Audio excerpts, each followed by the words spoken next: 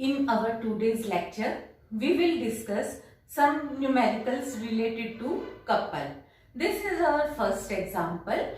In this, two equal, parallel and unlike forces act at point 2040 of xy plane. Sum of moment about origin is 100 unit clockwise. Find force and sketch them.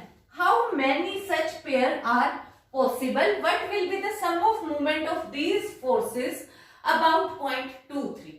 अब इस वाले में हमने सबसे पहले क्या किया, देखो सबसे पहले हमने एक्स वाई प्लेन बना दिया, एक्स एक्सिस ट्रेस किया, वाई एक्सिस ट्रेस किया, एक ओरिजिन, ठीक है। इसके ऊपर दो पॉइंट्स जैसे हमें गिवन थे 20 और 40 रिप्रेजेंट कर दिए by point A and B. अब हमें कपल दिया हुआ है क्लॉकवाइज, तो हमने देखो स्केच भी करना था, तो स्केच इस तरीके से किया कि ओरिजिन के साथ ये भी और ये भी क्लॉकवाइज डायरेक्शन में हो, तो मैंने इस तरीके से इसको ट्रेस कर दिया। तो ये एक पी फोर्स है और ये पी फोर्स है जो कि कपल बना रही है। अब कपल के लिए मैंने ए से इस लाइन के ऊपर परपेंडिकुलर ट्रेस कर दिया से एम, ए एम परपेंडिकुलर हो गया, जो कि मैंने बी पॉइंट से जो फोर्स जा रही है पी उसके ऊपर ट्रेस किया है। अब देखो यहाँ पे मैंने कंसीडर कर लिया कि जो ये पी फोर्स है वो एक्स एक्सिस के साथ थीटा एंगल बना रही है। अब देखो अगर ये वाला एंगल थीटा है तो ऑब्वियसली ये एंगल भी थीटा ही होगा। अब मैंने क्योंकि ये 90 डिग्री का एंगल ट्रेस किया है तो इसलिए अब अगर मैं triangle right angle triangle A M B consider कर लेती हूं तो इसमें मेरे पास A M over A B will be equal to sine theta. अब देखो ये मुझे पता है कि ए पॉइंट मेरे पास 20 है, बी पॉइंट 40 है, इसलिए ए से बी तक का डिस्टेंस मेरे पास कितना हो गया, 2 यूनिट हो गया। तो मैंने instead of A B I have used the value 2, so A M will be equal to 2 sine theta. अब मेरे पास मोमेंट ऑफ कपल, क्योंकि ये क्लॉकवाइज डायरेक्शन है, क्लॉकवाइज डायरेक्शन है तो साइन कैसा लूंगी मैं, माइनस का लूंगी। तो कपल कितना हो गया, minus P into perpendicular distance. Perpendicular distance की वैल्यू मेरे पास कितनी आई है, 2 साइन थीटा। लेकिन मेरे को गिवन कितना है, couple about origin is equal to -100। तो ये वाली वैल्यू, एक तो मोमेंट ऑफ कपल मेरे अकॉर्डिंग ये वाला रिजल्ट आया, दूसरा ओरिजिन के अबाउट मुझे गिवन है और मुझे पता है कि moment of couple is a constant quantity, तो ये कभी चेंज नहीं होता। तो इस वजह से this value will be equal to this value. यहां से मेरे पास फिर जब मैंने इन दोनों को इक्वेट किया, नेगेटिव नेगेटिव कट गया और p की वैल्यू मेरे पास आ गई 50 ओवर साइन थीटा। अब ओवर साइन थीटा की वजह से, क्योंकि देखो थीटा मैंने अपनी मर्जी से कंसीडर किया था, अब मुझे पता है कि साइन थीटा की जो डोमेन होती है वो होती है -1 to 1, यानी कि मैं इस फंक्शन के अंदर कोई भी वैल्यू पुट कर सकती हूँ बिटवीन -1 to 1, यानी कि infinite many values of p can be there. तो कौन सी नहीं हो सकती, क्योंकि डिनोमिनेटर में 0 नहीं हो सकता। तो बिटवीन -1 to 1 0 भी आता है, तो मैंने क्या कहा कि एक्सेप्ट 0।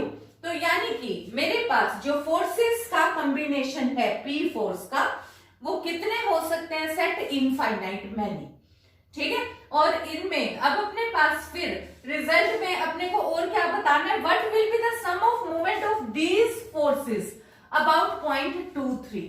तो इसमें देखो मोमेंट ऑफ कपल, अब तुमने यहाँ पे ये वाले इस फोर्स और इस फोर्स का कपल मोमेंट निकाला, तो तुमने जो मोमेंट लिया वही अबाउट ओरिजिन कहा है, क्योंकि मोमेंट क्या है, कांस्टेंट क्वांटिटी है। तो वो 2-3 पॉइंट, सपोज वो यहाँ 2-3 यहाँ कहीं पॉइंट है, तो इसके अबाउट भी क्या होगा, वही सेम, यानी कि -100। तो आंसर करते हुए फिर हम क्या करेंगे, about 2-3 moment of couple will be equal to 100 clockwise कह दो या तो, और या फिर -100। In this question, we have the constituent forces of a couple of moment G act at point A and B. If their line of action are turned angle, they formed a couple of moment H. When they both act at right angle to AB, so they form a couple of moment G square plus H square. अब देखो इस question के according हमारे पास क्या दिया हुआ है कि दो फोर्सेस हैं P और P फोर्सेस, ये इस तरीके से अपने हमने कपल की फॉर्म में बना लिया, equal and opposite in direction. तो इनका लाइन ऑफ एक्शन मैंने शो कर दिया AB, जो कि फिर यहाँ पे ये जो है इसके साथ ही कितना एंगल बना रही है, अगर मैं इसको एक्स एक्सिस की तरह ट्रीट करूं सपोज, तो यहाँ पे ये थीटा एंगल बना रही है। फिर मैंने क्या किया, एक फोर्स के ए पॉइंट से दूसरी फोर्स के ऊपर एक परपेंडिकुलर ट्रेस कर दिया और उसको मैंने नाम दे दिया AL, ठीक है। तो AL परपेंडिकुलर हो गया। अब तुम्हारे को पता है कि मोमेंट ऑफ फोर्स अगर मेरे को सिंपल फॉर्म में लेनी हो तो वो क्या होती है, P into perpendicular distance AL के इक्वल होगी। तो अब यहाँ पे मेरे पास ये दिया हुआ कितना है कि G is equal to P into AL, क्योंकि पहले क्या आता है कि अगर थीटा एंगल बनाती है तो मेरे पास यहां से थीटा एंगल, तो ये वाला मोमेंट मेरे पास कितना है, इज इक्वल टू G। तो अकॉर्डिंग टू कंडीशन मेरे पास G will be equal to P into AL हो गया। अब इस एक राइट एंगल ट्राइंगल के अकॉर्डिंग मेरे पास AL की वैल्यू क्या हो गई, AB sin थीटा हो गई। तो instead of AL I have substituted AB sin theta. तो अब फिर मेरे को कहा है कि अगर मैं इसको 90 डिग्री के एंगल से रोटेट कर दूं, अब देखो मैंने इसको थीटा की बजाय फोर्स को 90 डिग्री एंगल से और रोटेट कर दिया, तो अब एंगल कितना हो गया, 90 प्लस थीटा हो गया। तो इस वाले केस में मोमेंट कितना हो गया, H हो गया, कि दिया हुआ है। तो G की जगह मैंने H सब्स्टिट्यूट कर दिया, थीटा की जगह पे 90 प्लस थीटा पुट कर दिया। तो इससे कितना हो गया, कोस थीटा हो गया। फिर अब दोबारा आ जाओ, अब मैंने इन दोनों को स्क्वायर और ऐड कर दिया, तो इससे मेरे पास क्या रिजल्ट हो गया, G square plus H square will be equal to P square into AB। अब देखो अगर यहां से मैंने इसको स्क्वायर रूट किया तो P into AB will be equal to G square plus H square. अब ये वाला मोमेंट मेरे पास तब होगा अगर P फोर्स AB के साथ अगर 90 डिग्री का एंगल बनाती है, तो ये क्या चीज हो गई, मेरे पास मोमेंट हो गया। और यही मुझे प्रूव करना था। देखो क्या प्रूव करना था कि when they both act at right angle to AB, मतलब जो ये फोर्स है ये ऐसे ना होकर कैसे हो, राइट एंगल टू AB, तो ये परपेंडिकुलर डिस्टेंस AL ना होकर हमारे पास कितना हो जाएगा, will be equal to AB। और इस रिजल्ट में P इंटू AB अब हमने क्या फाइंड आउट किया है, will be equal to G square plus H square square root. Now in this question forces P 2P minus P 2P act along sides AB, BC, CD, DA of a square ABCD and under root 2P act along each of diagonal BD and CA, and we have to show that forces are equivalent to a couple of moment 2A into P when A is the side of square। तो अब हमने सबसे पहले क्या किया, अब हमने एक स्क्वायर कंस्ट्रक्ट किया ABCD, जिसकी की हर एक साइड इक्वल टू A है। तो ये जो लेंथ ऑफ साइड है ये हमारे को A गिवन है। तो यहाँ पे मुझे P फोर्स इधर 2P, इधर माइनस P और इधर 2P फोर्स दी हुई है। फिर मुझे एक BD के अलोंग अंडर रूट 2P और इधर CA के along under root 2P force भी दी हुई है। मुझे पता है कि अगर दो फोर्सेस अगर P और P एक्ट कर रही हो स्क्वायर की साइड, तो इनका रिजल्टेंट हो जाता है अंडर रूट 2P, ठीक है। तो अगर मैं अंडर रूट 2P डायगोनल के अलोंग है, तो इस एक फोर्स को डायगोनल की बजाय मैं कहां पे ब्रेक कर सकती हूँ, देखो क्योंकि ये इस डायरेक्शन में है, तो एक फोर्स P इस डायरेक्शन में और एक फोर्स P इस डायरेक्शन में मैं ब्रेक कर सकती हूँ। इसी तरीके से अंडर रूट 2P इस डायरेक्शन में है, तो इसलिए एक P फोर्स अंडर रिजल्टेंट है किसका, P और P फोर्सेस का, दो फोर्सेस P और P का रिजल्टेंट कितना होता है, resultant will be equal to √2p। अगर ये एक स्क्वायर है, क्योंकि बीच में एंगल 90 डिग्री का है और वो कितना होगा, बीच में एंगल 45 डिग्री होगा, तो तुम निकाल भी सकते हो इजीली अगर तुम चाहते हो निकालना। तो इसको भी मैंने कहां पे ब्रेक कर दिया, इस तरफ P फोर्स में ब्रेक हो गया और इस तरफ मेरे पास P फोर्स में ब्रेक हो गया, ठीक है। तो अब मेरे पास टोटल सिस्टम में ये वाली फोर्स को मैंने सबसे पहले डायगोनल को तो खत्म कर दिया, दोनों डायगोनल मेरे पास खत्म। अब इधर आ जाओ, देखो यहाँ पे -P फोर्स है, यहाँ पे इसी सेम डायरेक्शन में +P फोर्स है। जब मेरे पास ये दोनों ऐड हो गई तो CD के अलोंग मेरे पास टोटल फोर्स कितनी हो गई, 0 हो गई।